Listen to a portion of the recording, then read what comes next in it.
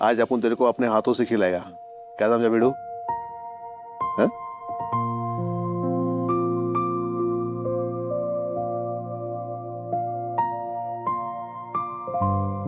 एक घास चिऊचा, हा घास काऊचा, हा घास मम्मीचा, आणि हा हा पप्पाचा.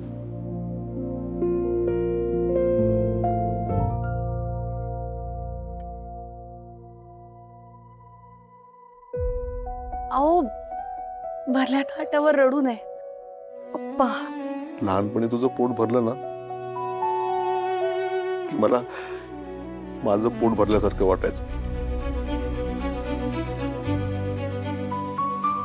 पण तू जेव्हा स्वतःच्या हाताने जेवायला लागलीस ना तेव्हा वाटलं नको ग, नको इतक्या लवकर मोठे होस. पण तुला भरवणारा हातान लहानच राहिला. तू तू भरभर भरभर मोठी होत गेलीस आणि एक दिवस स्वतःच्या हाताने स्वयंपाक करून मला खाऊ घातलंस.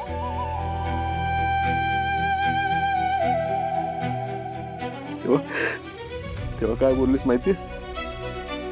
पप्पा नीट जेवा.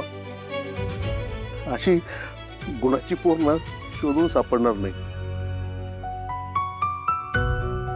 कधी कधी आम्हाला रडून त्रास दिला नाहीस, कधी कधी हट्ट केला नाहीस, कुठली कुठली आणि कसलीच तक्रार केली नाहीस तू. धाकट्या बहिणीसाठी कधी काही करायला तयार असणारी तू.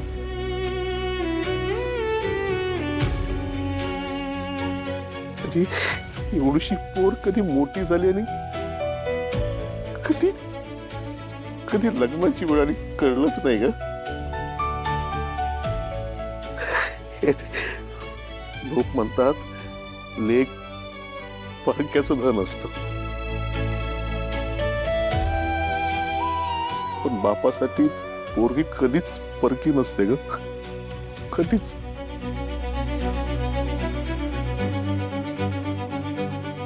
तिचा पहिला शब्द, पहिली शाळा,